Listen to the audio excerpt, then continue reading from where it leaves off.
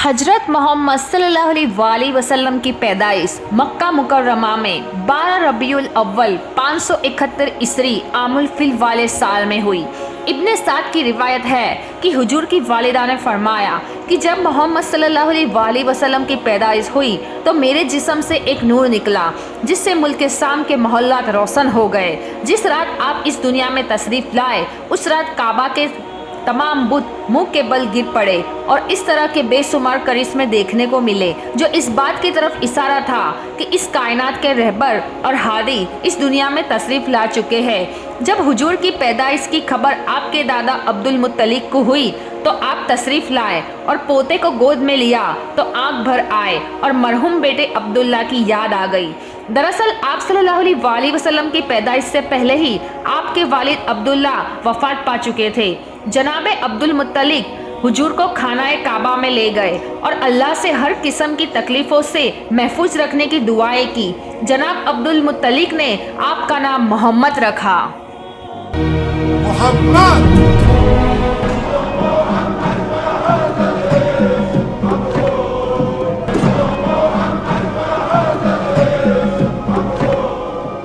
हुजूर सल्लल्लाहु अलैहि वसल्लम ने 3 दिन तक अपनी वालिदा बीबी आमना का दूध पिया और फिर अबू लहब की बांधी सोबिया ने आपको दूध पिलाया। अरबों में रिवायत था कि परवरिश के लिए शेरखार बच्चों को देहात भेज दिया जाता था ताकि देहात के साफ आबोहवा और कुदरती रिज़ा के जरिए उनकी अच्छी तरह परवरिश हो।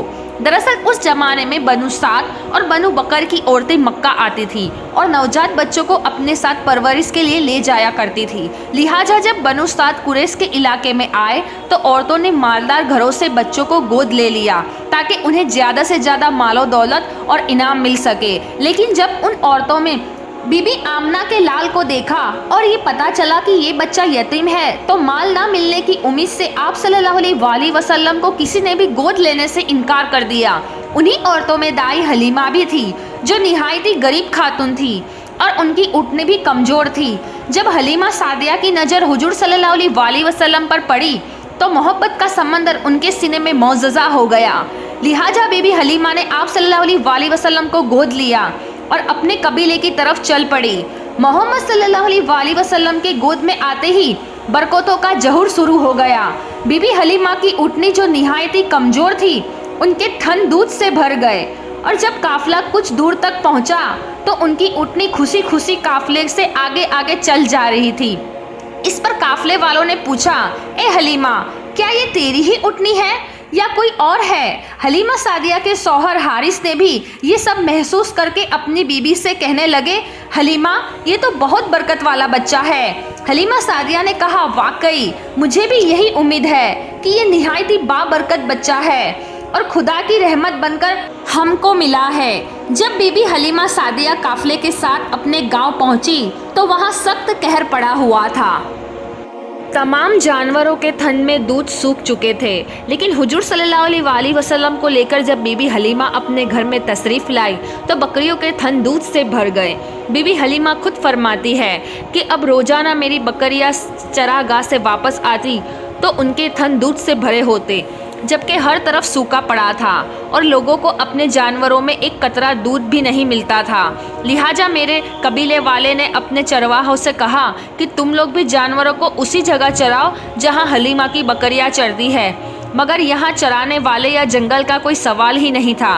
ये तो हुजूर पाक मोहम्मद सल्लल्लाहु अलैहि वसल्लम की बरकत का फैज़ था जिसको मैं और मेरे शौहर के सिवा मेरी कौम का कोई शख्स नहीं समझ सकता था।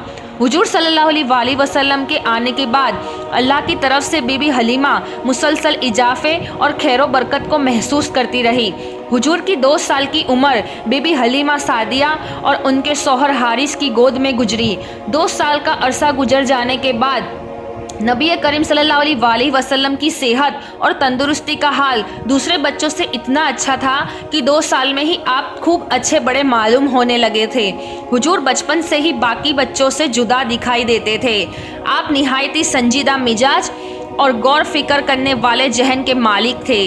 जब हलीमा सादिया के बेटे हुजूर को अपने साथ जंगल ले जाते और बकरियां चराया करते तो वापस आकर बीबी हलीमा को बताते कि ए अम्मी जान, मोहम्मद बड़ी शान वाले हैं, वो जिस वादी में जाते हैं वो हरी भरी हो जाती है। धूप में एक बादल उन पर साया करता रहता है, रेत पर आपके कदम का निशान नहीं पड़ता और जंगल के जानवर मोहम्मद के कदम चूमते हैं। सुभान अल्लाह। एक रोज आप सल्लल्लाहु अलैहि वसल्लम के दूध शरीक भाई दौड़ते हुए हलीमा सादिया के पास आए और बताया कि 2 आदमियों ने मोहम्मद का पीठ चाक कर दिया है। बीबी हलीमा ये सुनकर घबरा गई और वो अपने शौहर के साथ दौड़ती हुई वहां पहुंची तो देखा हुजूर सही सलामत खड़े थे। फिर हुजूर से पूछा गया कि आपको क्या हुआ था, तो आप सल्लल्लाहु अलैहि वसल्लम ने फरमाया कि सफ़ेद कपड़े वाले 2 आदमी आए थे, उन्होंने मुझे लेटाकर मेरा सीना काट दिया और इसके अंदर से एक खून का लोथड़ा निकाला और फिर उसे सोने के एक तस्क में रखकर आबे जमजम से धोया और फिर उसे उसी जगह रखकर सीना बंद कर दिया। ये सुनकर बीबी हलीमा बहुत घबरा गई और हुजूर को वापस मक्का ले जाने का इरादा किया। लिहाजा जब नबी सल्लल्लाहु अलैहि वसल्लम की उम्र 4 या 5 साल की हुई तो हलीमा सादिया आपको मक्का वापस ले आई और आपकी वालिदा बीबी आमना को सौंप दिया। यहाँ हजरत उम्मे ऐमन जो आपके वालिद माजिद की बांधी थी, हुजूर की परवरिश में और खिदमत में मसरूफ़ रहने लगी। उम्मे ऐमन ही हुजूर को खाना खिलाती, कपड़े पहनाती, कपड़े धोती और तमाम ज़रूरत का ख्याल रखा करती थी। रसूल अल्लाह सल्लल्लाहु अलैहि वसल्लम उम्मे ऐमन की मोहब्बतों और खिदमतों को हमेशा याद किया करते थे और फरमाया करते थे कि उम्मे ऐमन माँ के बाद मेरी माँ है। अभी हुजूर को अपने वालिद के साए में महरूमी का सहूर भी न था कि आपकी वालिदा बीबी आमना भी वफात पा गई। लिहाजा अब आपकी परवरिश की जिम्मेदारी आपके दादा जनाबे अब्दुल मुत्तलिक ने ले ली। जनाबे अब्दुल मुत्तलिक को अपने पोते से बेइंतहा मोहब्बत थी। अब्दुल मुत्तलिक अक्सर आपको अपने गोद में बिठाते और फरमाते, इस बच्चे का मकाम बुलंद है, ये सैयद व सालार होगा। फिर आप सल्लल्लाहु अलैहि वसल्लम को आगोश में लेकर अपने पास बिठाते और मोहब्बत से उन्हें चूमते।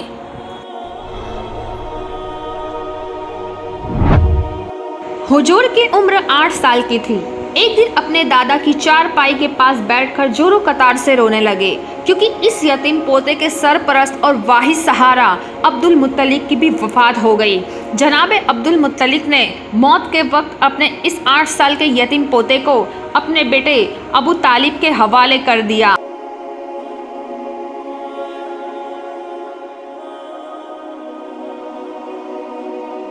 अल्लाह की तरफ से रसूलुल्लाह सल्लल्लाहु अलैहि वसल्लम को यतीम रखने की बहुत सारी हिकमतें थी।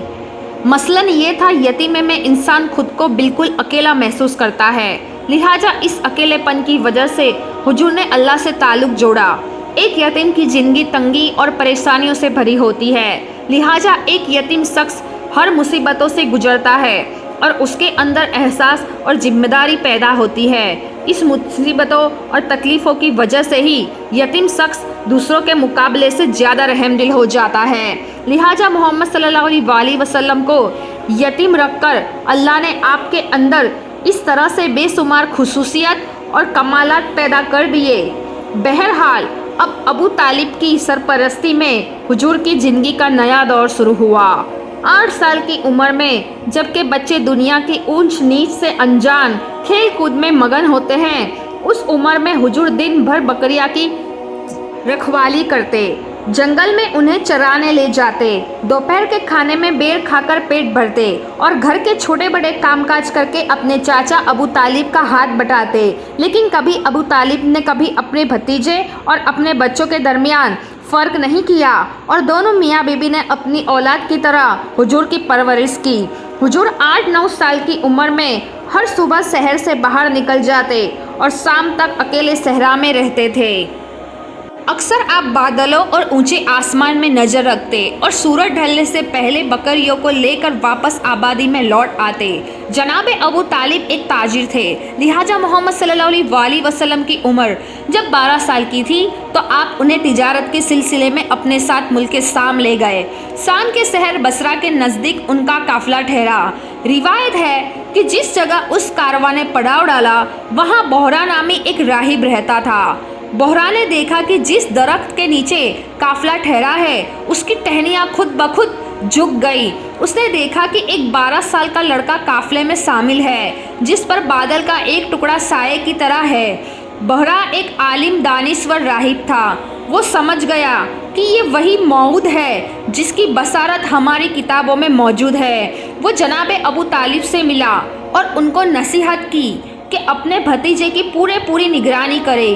یہ وہی بچہ ہے جس کا ذکر آسمانی کتابوں میں ہے۔